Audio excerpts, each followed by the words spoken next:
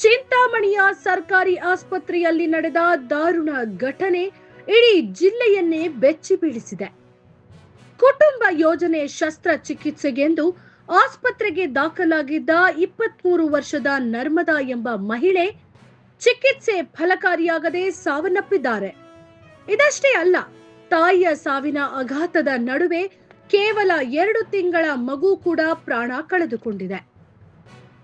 ಈ ಸಾವುಗಳಿಗೆ ವೈದ್ಯರ ನಿರ್ಲಕ್ಷ್ಯವೇ ಕಾರಣ ಎಂದು ಮೃತರ ಕುಟುಂಬಸ್ಥರು ಗಂಭೀರ ಆರೋಪ ಮಾಡಿದ್ದಾರೆ. ಶಸ್ತ್ರಚಿಕಿತ್ಸೆ ವೇಳೆ ವೈದ್ಯರು ಕರುಳನ್ನ ಕಟ್ ಮಾಡಿದ್ದು, ಬಳಿಕ ಅದನ್ನ ಮುಚ್ಚಿಡಲು ಯತ್ನಿಸಲಾಗಿದೆ ಎಂದು ಮೃತೆಯ ಸಹೋದರ ನರಸಿಂಹಮೂರ್ತಿ ಆರೋಪಿಸಿದ್ದಾರೆ. ಆಪರೇಷನ್ ಬಳಿಕ ನರ್ಮದಾ ಆರೋಗ್ಯದಲ್ಲಿ ಯಾವುದೇ ಸುಧಾರಣೆ ಕಾಣದಿದ್ದರೂ ಸುಮಾರು 17ರಿಂದ 18 ದಿನಗಳ ಕಾಲ ಆಸ್ಪತ್ರೆಯಲ್ಲೇ ಇರಿಸಿಕೊಂಡು ಸರಿಯಾದ ಚಿಕಿತ್ಸೆ ನೀಡಲಿಲ್ಲ ಎಂದು ಕುಟುಂಬಸ್ಥರು ಕಣ್ಣೀರಿಟ್ಟಿದ್ದಾರೆ. ತಾಯಿಗೆ ಆರೋಗ್ಯ ಸಮಸ್ಯೆ ಹೆಚ್ಚಾದ ಪರಿಣಾಮ 2 ತಿಂಗಳ ಮಗುವಿಗೂ ಸರಿಯಾದ ಪೋಷಣೆ ಸಿಗದೆ ಮಗು ಸಾವನ್ನಪ್ಪಿದೆ ಎಂಬುದು ಕುಟುಂಬಸ್ಥರ ಆರೋಪ. ಘಟನೆಗೆ ಕಾರಣರಾದ ವೈದ್ಯೆ ಡಾಕ್ಟರ್ ವಾಣಿ ರೆಡ್ಡಿ ಹಾಗೂ ಸಂಬಂಧಪಟ್ಟ ಸಿಬ್ಬಂದಿಗಳ ವಿರುದ್ಧ ಕಠಿಣ ಕ್ರಮ ಕೈಗೊಳ್ಳಬೇಕು, ಜೊತೆಗೆ ಲೋಕಾಯುಕ್ತ ತನಿಖೆ ನಡೆಸಬೇಕು ಎಂದು ಕುಟುಂಬಸ್ಥರು ಆಗ್ರಹಿಸಿದ್ದಾರೆ. ಇದೀಗ ಪ್ರಕರಣದ ಕುರಿತು ಜಿಲ್ಲಾ ಆರೋಗ್ಯ ಅಧಿಕಾರಿ ಡಾಕ್ಟರ್ ಮಹೇಶ್ ಸ್ಪಷ್ಟನೆ ನೀಡಿದ್ದಾರೆ. ಶಸ್ತ್ರಚಿಕಿತ್ಸೆ ವೇಳೆ ಕರುಳಿಗೆ ಗಾಯವಾಗಿರುವುದು ನಿಜ. ನಂತರ ಹಿರಿಯ ಶಸ್ತ್ರಚಿಕಿತ್ಸಕರಿಂದ ಚಿಕಿತ್ಸೆ ನೀಡಲಾಗಿದೆ ಎಂದು ಹೇಳಿದ್ದಾರೆ. ಈ ಪ್ರಕರಣದಲ್ಲಿ ಲೋಕಾಯುಕ್ತ, ಆರೋಗ್ಯ ಇಲಾಖೆ ಮತ್ತು ಪೊಲೀಸ್ ಇಲಾಖೆಯಿಂದ 3 ಹಂತದ ತನಿಖೆಗಳು ನಡೆಯುತ್ತಿವೆ. ತಪ್ಪಿತಸ್ಥರ ವಿರುದ್ಧ ಕಾನೂನು ಕ್ರಮ ಕೈಗೊಳ್ಳಲಾಗುವುದು ಎಂದು ಭರವಸೆ ನೀಡಿದ್ದಾರೆ. ತಾಯಿ ಮತ್ತು ಮಗುವಿನ ಸಾವಿನಿಂದ ಕುಟುಂಬ ಕಂಗಾಲಾಗಿದ್ದು, ಬಡವರ ಜೀವಕ್ಕೆ ಬೆಲೆ ಇಲ್ಲವೇ ಎಂಬ ಪ್ರಶ್ನೆ ಇದೀಗ ಸಾರ್ವಜನಿಕ ವಲಯದಲ್ಲಿ ಕೇಳಿಬರುತ್ತಿದೆ.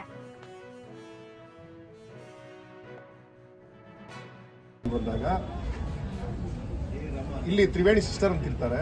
ತ್ರಿವೇಣಿ ಸಿಸ್ಟರ್ ಅವರು ಡಾಕ್ಟರ್ ಅವರು ಮಾತಾಡಬೇಕಾದ್ರೆ ನರಸಿಂಹಮೂರ್ತಿ ಅಣ್ಣ ನಮ್ಗೆ ಬೇಕಾದವರು ಬನ್ನಿ ಮೇಡಮ್ ಅವರೇ, ನಾರ್ಮಲ್ ಡೆಲಿವರಿ ಆಗುತ್ತೆ ಮಾಡಬೇಕು ಅಂತಂದಾಗ ನೀವು ಹಂಗೆಲ್ಲ ಸಿಗಬಾರ್ದು, ನೀವು ಬರಬಾರ್ದು, ಮಗು ಅಡ್ಡ ತಿರುಗಿದೆ ಅಂತೇಳಿ ಬೇರೆ ಕಡೆ ಕಳಿಸ್ಬೇಕು, ಸೀರಿಯಸ್ ಇದೆ ಅಂತೇಳಿ ಅಂತ ಕಾಲೋನಿಯವರು ದುಡ್ಡು ಕೊಡಲ್ಲ ಅಂತ ಮಾತಾಡಿರುವಂತ ವಿಡಿಯೋ ಸಹ ನಮ್ಮಲ್ಲಿದೆ.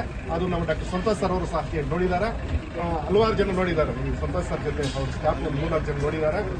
ಇಂಥ ಡಾಕ್ಟರ್ಗಳೆಲ್ಲ ಇದ್ದಾರೆ ಸರ್. ಇಲ್ಲಿ ದಯವಿಟ್ಟು ಇವೆಲ್ಲಾನು ಕಾನೂನುಬದ್ಧವಾಗಿ ಗಮನಿಸಿ ನಮ್ಮ ಸ್ನೇಹಿತರು ಹೇಳಿದಂಗೆ ಇವ್ರಿಗೆಲ್ಲ ಸೂಕ್ತ ಕಾನೂನು ಕ್ರಮ ಜರುಗಿಸಬೇಕು ಸರ್.